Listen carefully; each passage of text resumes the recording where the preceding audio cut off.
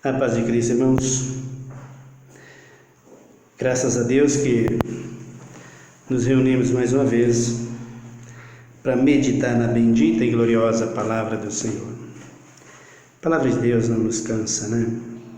Pelo contrário, ela nos fortalece, nos ajuda e com ela nós temos força, ânimo, o alimento preparado para a edificação do nosso homem interior, do nosso espírito, para conhecer as coisas do nosso Deus, do nosso Cristo. Nós estamos meditando na palavra o assunto que nós temos falado sobre a vida de Cristo, as nossas vidas.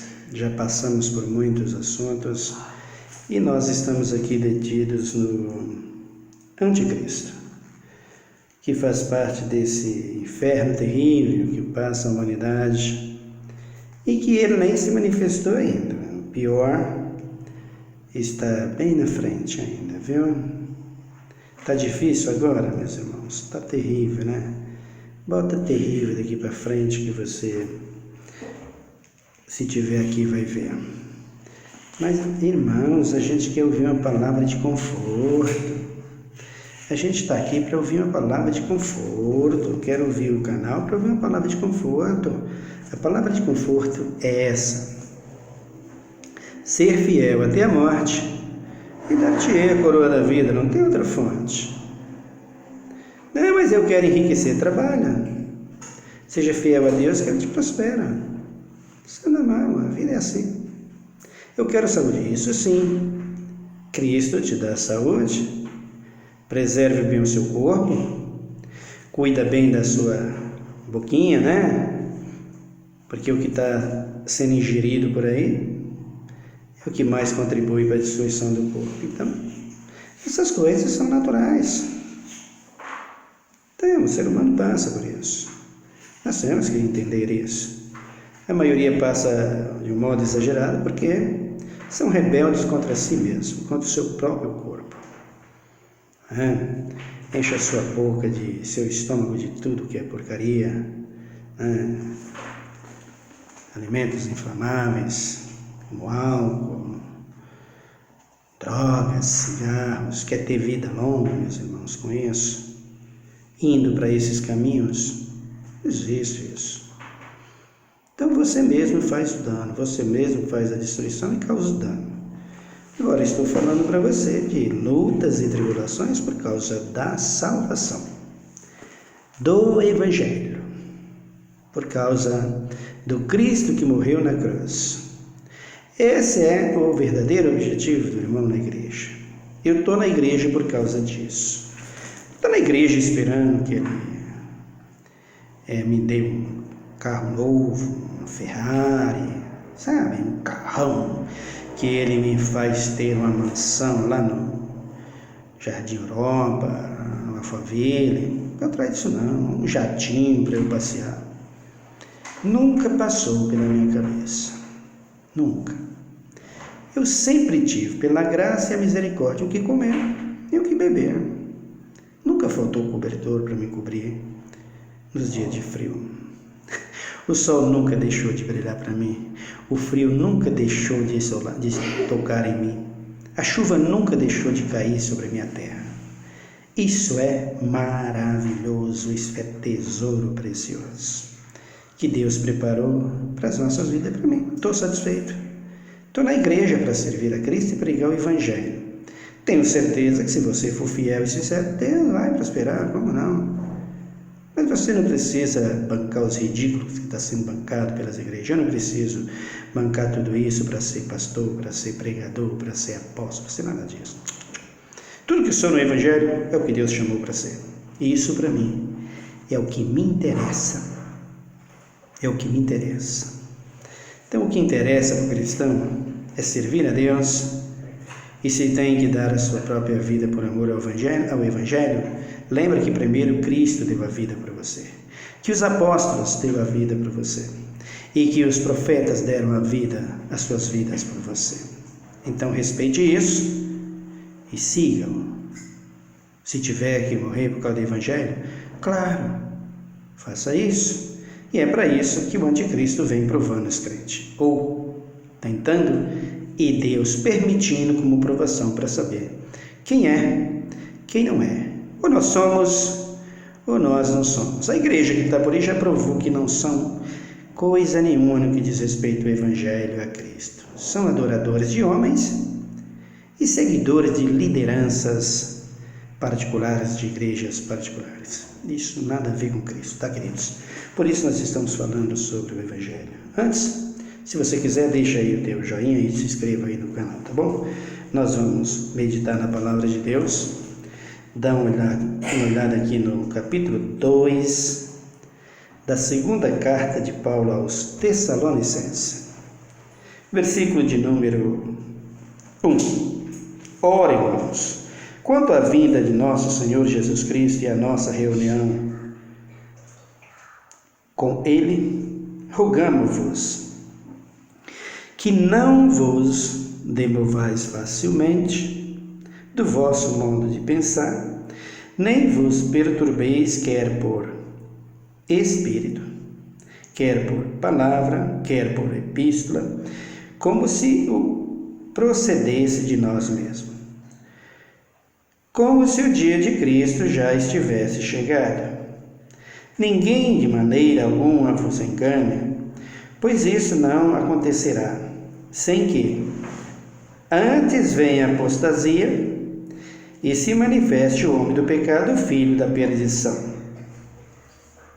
Ele se opõe e se levantará contra tudo o que se chama Deus ou é objeto de culto, de sorte que se assentará como Deus no templo de Deus, querendo parecer Deus. Não vos lembrais de que estas coisas vos diziam quando ainda estava convosco.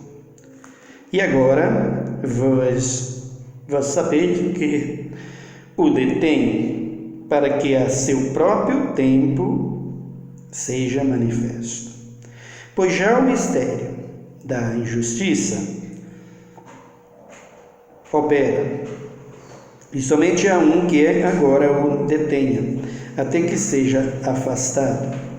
E então será revelado o iníquo, a quem o Senhor desfará pelo sopro da sua boca e aniquilará pelo esplendor da sua vinda.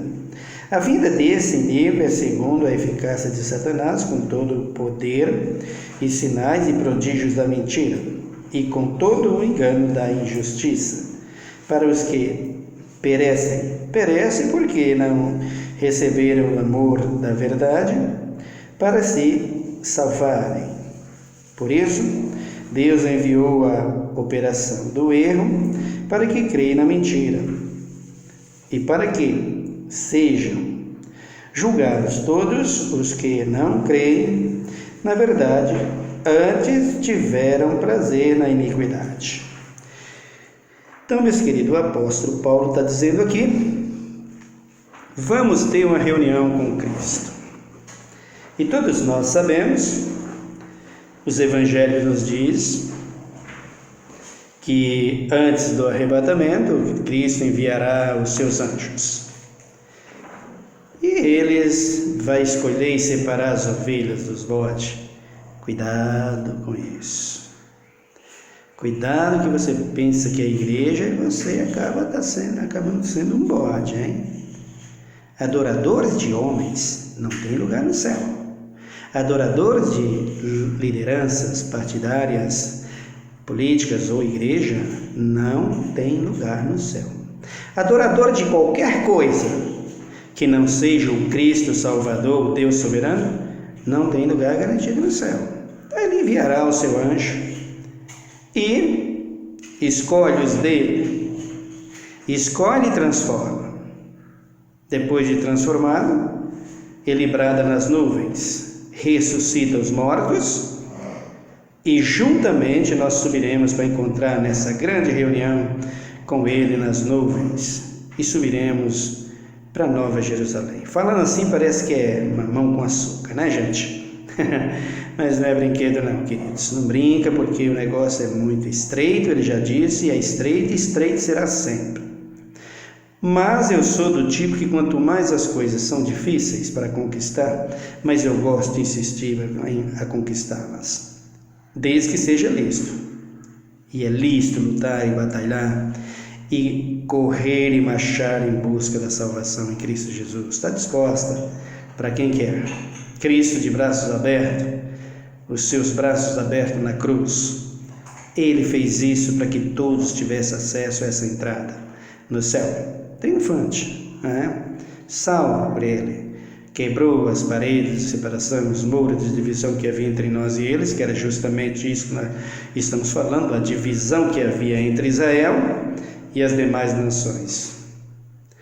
A soberba de Israel, o inchaço, o orgulho, a arrogância de Israel, porque tinha a promessa do Messias. Era eles o povo mais rico da terra.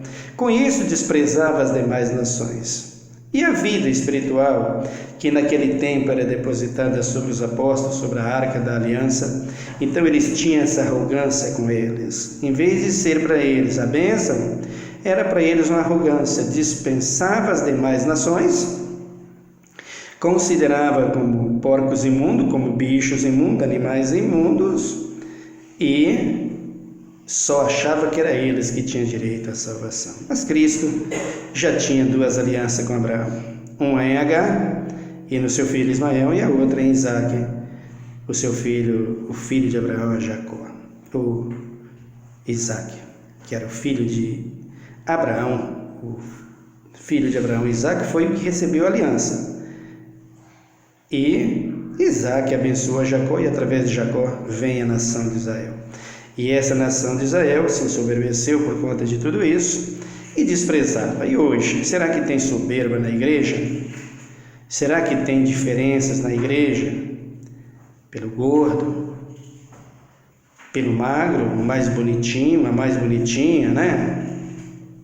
Tem diferença não? Na hora de fazer preparação para o louvor lá, como é que é feito? A filha do fulano, que é mais... Mesmo que ela não tenha uma boa voz, mas ela é filha de um ricaço, né? Um homem milionário, ela está lá na frente com eles. E aquela outra canta bem, mas a bichinha, coitadinha, não é tão bonitinha, sabe? É um pouquinho, sabe? Esteticamente não tem a mesma beleza que a outra. Ela canta muito melhor. Como é que funciona? É a mesma coisa? O tratamento é o mesmo? Aquele que usa um sapato de... sei lá, eu vou chutar baixo aí, 3 mil, 4 mil, acho que tem, né? E aquele paletó lá, né, de 20 mil, aí vem aquele irmãozinho, mais usado, que é uma benção na mão de Deus.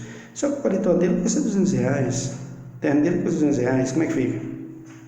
Tem nada disso aí não, irmão? Sua igreja não tem isso não? Que bom, né? E quando chega o jogador de futebol que ganha milhões... deita aquele dízimo abundante, beleza, hein? Aí vem aquele faveladinho lá que mora na favela, te dá um dízimo de R$100. Como é que você trata? É a mesma coisa? Será que tem ou não acepção de pessoas na igreja? Eu não tenho medo de errar e dizer, sim. Claro que há. Cristo não me deixa pecar. Se eu estiver pecando, que Ele me castiga. Mas existe? Claro que existe nas igrejas. Primeiro, que se trata do ser humano. Segundo, porque você está vendo a igreja como que está aí. E é isso que esse sujeitinho aqui gosta de fazer, o anticristo. Ele vem aí para enganar. O negócio dele é seduzir. Ele é sedutor, enganador. Ele vem com sinais e prodígios da mentira, para enganar, em primeiro lugar, os que servem a Deus. O anticristo, que a sua primeira besta já reinou, através dele, fazendo todos os sinais e prodígios da mentira. No capítulo de número 7, de Daniel, abram comigo. Daniel, grande profeta de Deus. Como usado esse Daniel, não? Que maravilha. Daniel, capítulo de número 7, no versículo de número 1. Acompanhe comigo. No primeiro ano de Belsazar, rei de Babilônia, teve Daniel na sua cama um sonho e visões da sua cabeça. Então escreveu logo o sonho e relatou a suma das coisas. Disse Daniel: na minha visão da noite, eu estava olhando e vi que os 4 ventos do céu agitavam mar grande. Quando 4 animais grandes, diferentes uns dos outros, subiam do mar. O primeiro era como leão e tinha asas de águia. Eu olhei até que lhes foram arrancadas as asas e foi levantado da terra e posto em pé como um homem, e foi-lhes dado um coração de homem. Continuei olhando e vi o segundo animal, semelhante a um urso, o qual se levantou de um lado, tendo na boca 3 costelas entre os dentes. E foi-lhes dito: levanta-te, devora muita carne. Depois disto, continuei olhando e vi outro animal, semelhante a um leopardo, e tinha 4 asas de aves nas costas. Este animal tinha 4 cabeças e foi-lhes dado domínio. Depois disso, continuei olhando nas visões da noite e vi o 4º animal terrível, espantoso e muito forte, o qual tinha dentes grandes de ferros. Ele devorava e fazia em pedaços e pisava aos pés o que sobrava. Era diferente de todos os animais que apareceram antes dele e tinha 10 chifres. Estando eu observando os chifres, vi que entre eles subiu o outro chifre pequeno, e 3 dos primeiros chifres foram arrancados diante dele. Neste chifre havia olhos como os olhos de homem, e uma boca que falava com vanglória. Eu continuei olhando até que foram postos uns tronos, e um ancião de dia se assentou, e a sua veste era branca como a neve, e o cabelo da sua cabeça como lã puríssima. Os tronos eram de chamas de fogo, e com rodas de fogo ardente. Um rio de fogo manava e saía de diante dele. Milhares de milhares o serviam, e milhões de milhões estavam diante dele. Assentou-se no tribunal e abriu-se os livros. Então estive olhando por causa da voz das grandes palavras que provinham do chifre, até que o animal foi morto, o seu corpo desfeito e entregue para ser queimado pelo fogo. Quanto aos outros animais, foi-lhes tirado o domínio, mas foi-lhes dado prolongação de vida até certo espaço de tempo. Até aqui vamos meditar um pouquinho, pois nós continuaremos. De quem o profeta está falando aqui? Eu não vou entrar aqui, irmãos, nos detalhes sobre os reis os impérios,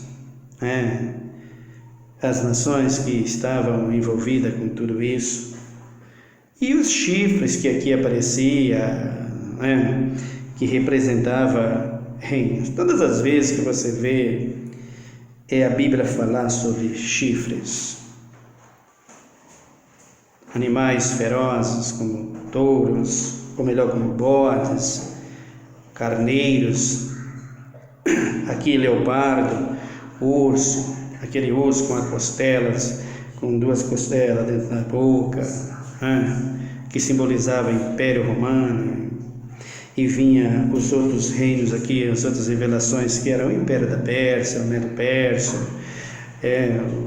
o domínio de Alexandre o Grande. Tudo isso está envolvido aqui, mas para isso precisamos ler com mais atenção, ler sobre cada reino desse aqui, porque tudo isso aqui já se cumpriu,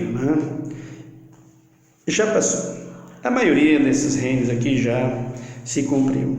E aqui ele está falando de um reino, que esse, no versículo de número 12, quanto aos outros animais, foi-lhes tirado o domínio, mas foi-lhes dado prolongação de vida até certo espaço de tempo. Então, o que nós estamos falando? Ele está falando aqui de um domínio que veio sobre o Império Romano. Primeiro, o Império Romano operou, o Império Romano operava 400 anos antes de Cristo, já estava dominando. Depois que Cristo é crucificado, veio os outros imperadores, como Constantino e tantos outros, que não vamos falar agora sobre isso, mas aqui para entender a manifestação do anticristo. Já reinou um período de tempo, como ele está dizendo aqui, e vai voltar a reinar agora. Aliás, reinou no sentido de matança, cessou a matança. Agora vai voltar a reinar com matança outra vez por causa do amor do Evangelho. Mas matando quem? A humanidade? Nada disso, só quem é fiel a crente. Mas irmão, você não pode falar isso. Tu tem que saber disso, se tu quiser ser crente. Agora, se tu quiser ser servidor de homem, estar na igreja e adorando a homem como tu está, tudo bem, segue teu caminho. Não vai te acontecer nada não, só vai te acontecer no lago de fogo, tá? Quando Cristo voltar para arrebatar a igreja. Então, esses chifres que ele está vendo aqui são representação de esses animais que ele está vendo aqui, são animais que simbolizam reinos, impérios, que viria passando de nação a nação desde os tempos de Daniel até chegar a Cristo. E depois de Cristo vem os outros impérios que imperagiram até determinado tempo. Depois assume o comando de tudo isso o Império Grego Romano, que foi até os dias de Jesus. Todos nós sabemos da união do Império Grego Romano, da união de Pilatos com Caifás, na crucificação de Jesus. Tudo isso entra aqui nesse Apocalipse. Mas antes disso, ou melhor, nessa revelação de Daniel. Mas antes veio um outro, que foi uma besta que imperagiu, que matou durante 1260 anos. No capítulo de número 8 do profeta Daniel tem outras revelações. Vamos dar uma olhada. No terceiro ano do reinado, versículo 1, no terceiro ano do reinado do rei Beltesazar, apareceu-me uma visão a mim, Daniel, depois daquela que me apareceu no princípio. Depois da visão do capítulo de número 7, Daniel tem outra visão, aqui no capítulo de número 8. Ele diz: na visão que tive, vi que eu estava na cidade de Susa, na província de Elam. Na visão eu estava junto ao rio Ulai. Levantei os olhos e vi um carneiro que estava diante do rio, o qual tinha 2 chifres e os 2 chifres eram altos. Um dos chifres era mais alto do que o outro, e o mais alto subiu por último. Vi que o carneiro dava marradas para o ocidente, para o norte e para o sul. Nenhum animal podia estar diante dele, nem havia quem pudesse se levantar-se das suas mãos, pudesse se livrar-se das suas mãos. Ele fazia conforme a sua vontade e se engrandecia. Estando eu considerando, vi que um bode vinha do ocidente sobre toda a terra, mas sem tocar no chão. Aquele bode tinha um chifre notável entre os olhos. Dirigiu-se ao ancião Dirigiu-se ao carneiro que tinha os 2 chifres, ao qual eu tinha visto diante do rio, e correu contra ele no furor da sua força. Viu chegar perto do carneiro e, irritado contra ele, o feriu e lhes quebrou os 2 chifres, pois não havia força no carneiro para lhes resistir. Em segundo, o bode o lançou por terra e foi e pisou aos pés, e não houve quem pudesse livrar o carneiro do seu poder. O bode se engrandeceu sobremaneira, estando, porém, na sua maior força. Aquele grande chifre foi quebrado e subiram no seu lugar 4 também notáveis para os 4 ventos do céu. De um deles saiu um chifre muito pequeno, o qual cresceu muito para o sul, para o oriente e para a terra formosa. Engrandeceu-se até o exército do céu, e alguns dos exércitos e das estrelas desse exército deitou por terra e as pisou. Sim, ele se engrandeceu até o príncipe do exército dele, tirou o sacrifício contínuo e o lugar do seu santuário lançou por terra. O exército lhes foi entregue com o sacrifício contínuo. Por causa das transgressões, lançou a verdade por terra e prosperou em tudo o que fez. Depois ouvi um santo que falava e disse: outro santo, aquele que falava, até quando durará a visão do sacrifício contínuo e da transgressão assoladora, para que seja entregue o santuário e o exército, a fim de ser pisado? Ele me disse: até 2.300 tarde e manhã, e o sacrifício e o santuário será purificado. Então, até aqui, nós estamos vendo aqui mais uma revelação. Agora o carneiro, depois vem o bode, que todos eles trazendo pontas, chifres. Por que os chifres, queridos? Chifres é sinal de autoridade, de força. Carneiros selvagens, carneiros montescos, que está nos montes, que está nas montanhas, você acompanha isso. Os montes é o lugar que eles gostam mais de lutar territorialmente, para ser líder no rebanho deles, naquele território. Todos nós sabemos disso. Então, quando Daniel tem essa visão, que ele faz essas comparações, ele está falando de reis, que haveria um de ter autoridade acima do outro, e pisava o outro, e tomava o domínio, tomava o reino. Assim é que acontecia no passado, né? Até que chegou aqui um reino com um exército muito grande, e esse reino teve o domínio, dominou, pisou os demais reis. Então nós precisamos compreender as ações do anticristo, que vem desde o princípio.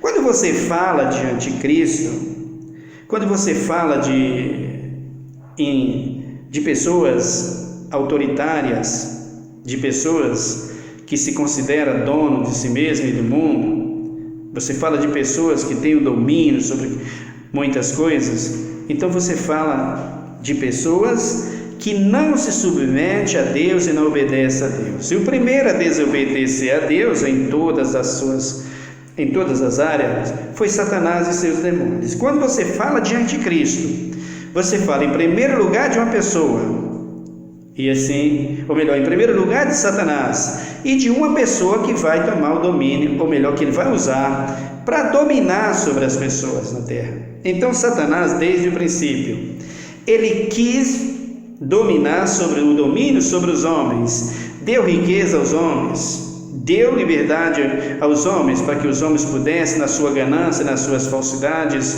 ou na sua arrogância, na sua loucura pelo dinheiro, pelo poder, pelo domínio, eles pudessem entrar por esse caminho. E nós vemos isso desde o princípio. Nós estamos vendo agora Rússia e Ucrânia, as guerras, um querendo ser mais forte que o outro, e essas guerras terríveis, isso vem desde o princípio. São esses domínios, são essas coisas que estão aqui. Isso aqui quase tudo já está cumprido, né? A maioria aqui, eu acredito que 99% já foi. Então o que acontece? Quando se fala de anticristo, nós falamos de Satanás, que vai usar um homem. Satanás, ele quer imitar a Deus em tudo. Desde que ele caiu, desde que ele desobedeceu, ele quer imitar a Deus em tudo. Até no nascimento do Filho de Deus, que veio ao mundo para dar vida à humanidade, ele quer fazer isso, a mesma coisa, só que a diferença é que ele não tem vida, no que diz respeito, poder de criar, de gerar, de produzir vida, ele não tem. A vida espiritual que ele ainda tem, essa veio de Deus e já está comprometida para o fogo, então não tem jeito para ele, né? Então ele quer imitar, e para imitar, ele busca o homem, é através do homem. Então Satanás reinará como anticristo, usando a vida de um homem, né? Para quê? Para envolver e para enganar. Você vê no capítulo de número 1 do livro de Êxodo, quando os filhos de Israel estavam presos no Egito, eles prosperavam, eles cresciam, eles se multiplicavam, e o que eles tinham era melhor do que o do rei Faraó. Faraó se ensoberbeceu, e Faraó, com medo de um dia Israel crescer muito e ter muita gente, e o exército de Israel ser contra o exército dele e vencer, e deixar de servir a ele, então ele disse para as parteiras, que era das hebreias: olha, filho homem, nasceu, morreu, não é para viver. Então veja que o anticristo, ele vem desde o princípio, querendo parecer Deus e tirando a graça, tentando tirar toda a graça de Deus na direção dos homens. Por quê? Porque o anticristo sabe que a profecia, o diabo sabe que a profecia que foi dada lá no Éden para ele, que Jesus disse, que Deus disse, da descendência da mulher vem um que esmagará a tua cabeça, embora tu vai lhes ferir o calcanhar. Satanás, desde o princípio, que vem buscando achar o Filho de Deus, para não deixar o Filho de Deus avançar na terra. E quando o Filho de Deus nasce, ele mata todas as crianças a fim de encontrar o Filho de Deus. Mas o Filho de Deus nasceu da profecia, da palavra, no ventre de uma virgem, de uma mulher. Nasceu na descendência da mulher. Então ele veio e estabeleceu o seu reino, que é esse aqui, ó. Um exército que domina, e que dominou e que domina. sobre toda a terra, e que o seu reino jamais, nunca mais, jamais será abalado. Então, Satanás, sabendo disso, ele trata de barrar o ponto principal, que é a vida do homem. Por isso mesmo é que ele vai aplicar as leis sobre toda a terra. O povo, querendo ou não, ele vai aplicar suas leis. Você viu aqui os 4 ventos da terra, do sol, ou melhor, os 4 ventos do ar, os 4 cantos da terra. Satanás, o profeta Daniel, vendo o domínio dos reis, que é o que Satanás vai fazer com o anticristo, que o anticristo vai fazer. Ele vai estabelecer o seu reino, dominando sobre toda a terra. Você vê que lá em Apocalipse, dá uma olhada comigo em Apocalipse, para você ver esse primeiro rei aqui, esse primeiro reino aqui, esse chifre pequeno que cresceu em extremo, que dominou, que esmiuçou e que tornou-se vencedor. Como ele cresceu, como ele se expandiu, como ele avançou sobre a terra. Apocalipse capítulo de número 13, versículo 1. E eu vi subir do mar uma besta que tinha 10 chifres e 7 cabeças, e sobre os seus chifres 10 diademas, e sobre as suas cabeças um nome de blasfêmia. A besta que vi era semelhante ao leopardo, e os seus pés como os de urso, e a sua boca como a de leão. O dragão deu-lhes o seu poder, o seu trono e grande autoridade. Então vi uma de suas cabeças como golpeada de morte, mas a sua chaga mortal foi curada. Toda a terra se maravilhou segundo a besta, e adoraram o dragão que deu à besta a sua autoridade, e adoraram a besta, dizendo: quem é semelhante à besta? Quem poderá batalhar contra ela? Foi-lhes dada uma boca para proferir arrogância e blasfêmia, e deu-se-lhes autoridade para continuar por 42 meses, e abriu a sua boca em blasfêmia contra Deus, para blasfemar do seu nome e do seu tabernáculo e dos que habitam no céu. Também foi-lhes permitido fazer guerra ao santo e vencê-los, e deu-se-lhes poder sobre toda a tribo, língua e nação, e todos os que habitam sobre a terra adoraram esse cujos nomes não estão escritos no livro da vida do Cordeiro, que foi morto desde a fundação do mundo. Se alguém tem ouvidos, ou deve ir para o cativeiro irá. Se alguém deve ser morto à espada, necessário é que a espada seja morto. Nisto repousa a perseverança e a fidelidade dos santos. Isso aqui, queridos, são o regime da besta, da primeira besta. Quem tinha profetizado sobre essa primeira besta foi o profeta Daniel. Tudo aquilo que você está vendo ali, vai aplicar aqui. Todos os reinos passaram, todos os impérios passaram, todas aquelas visões dos carneiros, dos bodes, passaram, se cumpriram. Você vai ver isso, já tem muita gente no mundo falando isso, com muita propriedade. Então você acompanha, não aprende porque não quer, porque se quiser, aprende. O Apocalipse é um livro para ser lido, não é um livro para ser guardado, selado, como algumas pessoas dizem que o Apocalipse não pode ser lido, tem que ser guardado. Não é nada disso.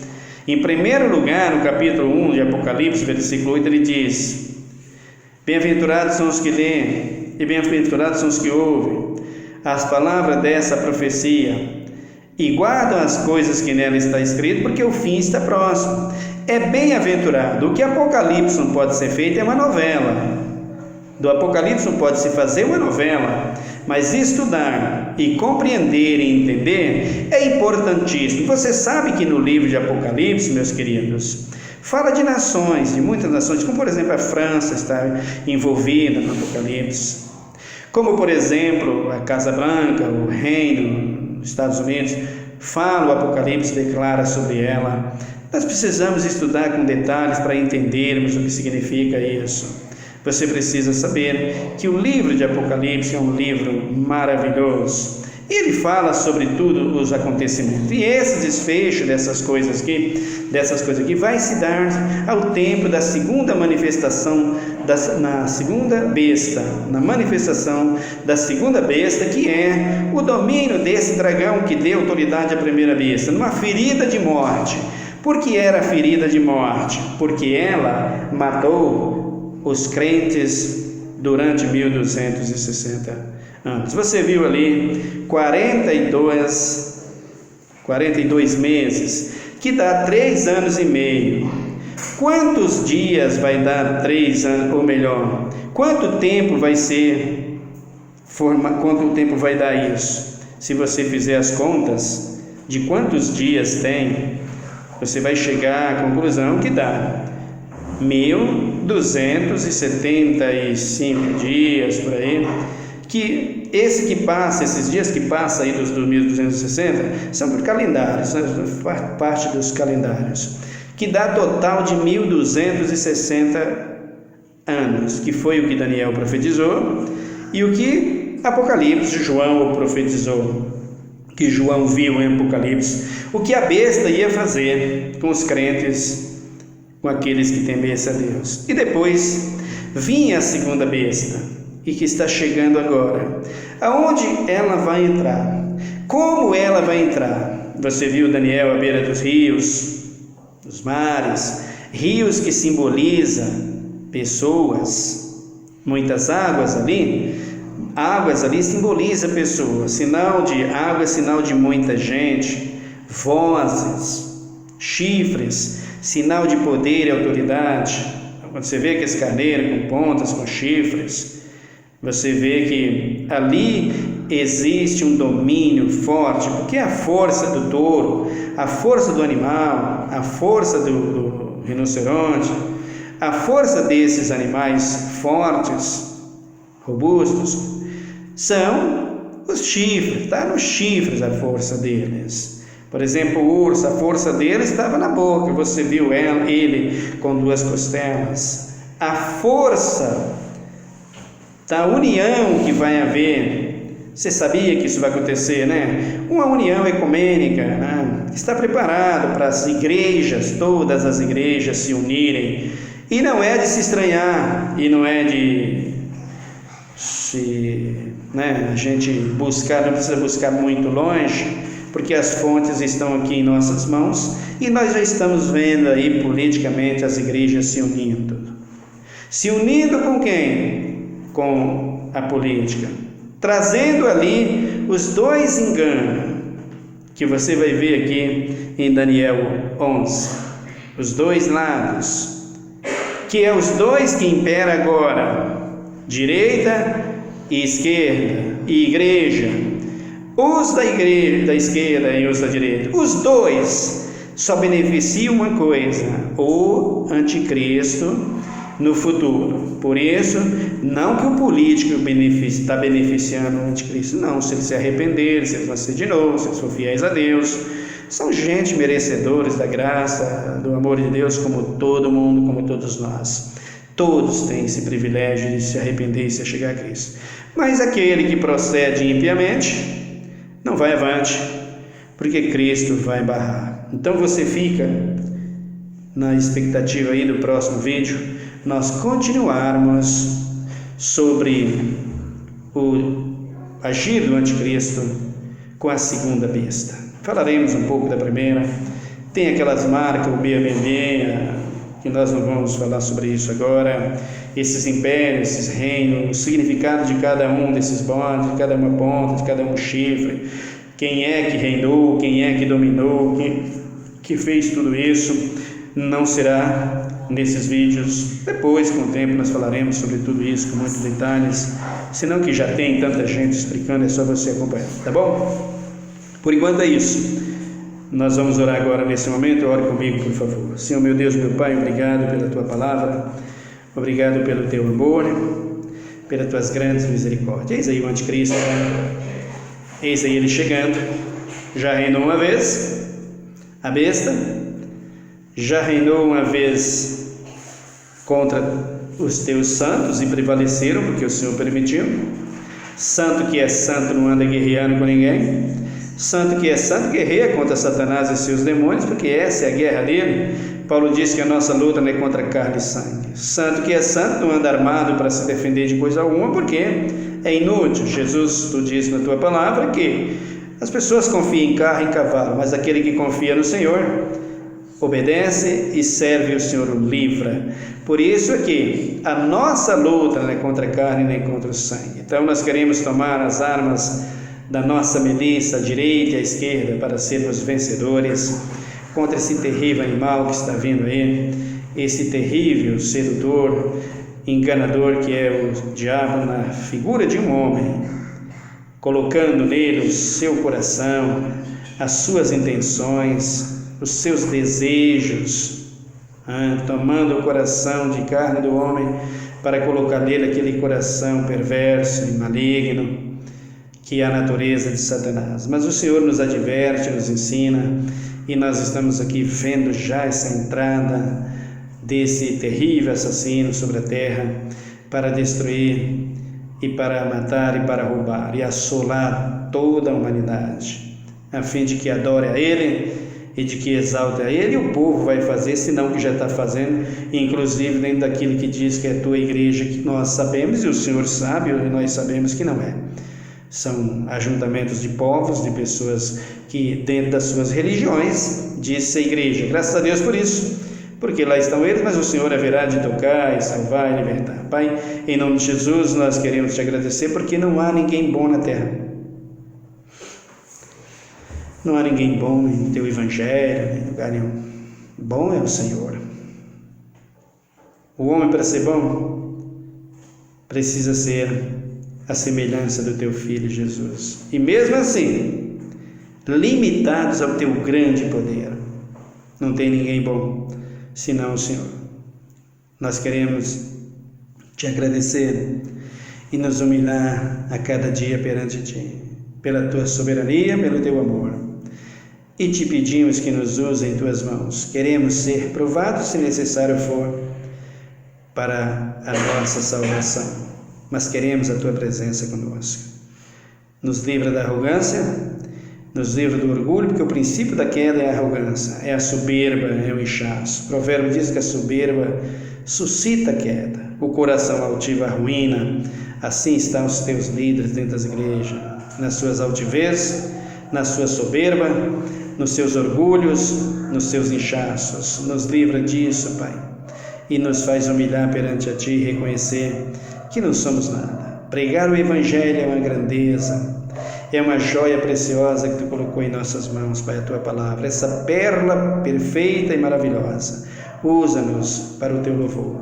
Abençoa cada um, abençoa a nossa nação, abençoa os nossos parentes, parentelas, filhos, abençoa as nossas autoridades, abençoa os doentes, salva, liberta, os aflitos e necessitados. Tu diz: vinde a mim os que estáis cansados e oprimidos, e eu vos aliviarei. Tem misericórdia de cada um e nos ajuda, Pai. Nos ajuda a Te servir, a fazer o Teu querer e a Tua vontade. E se é para que Tu volte, e Tu vai voltar depois de todos os acontecimentos, então apressa logo esse iníquo aí, para que Tu possa voltar e buscar o Teu povo, os fiéis. Muito obrigado por tudo. Eu Te agradeço, ó Deus, em nome de Jesus Cristo. Amém. E a você, que Deus te abençoe, que Deus te cubra com as suas bênçãos e te proteja e te guarde. Até o nosso próximo vídeo.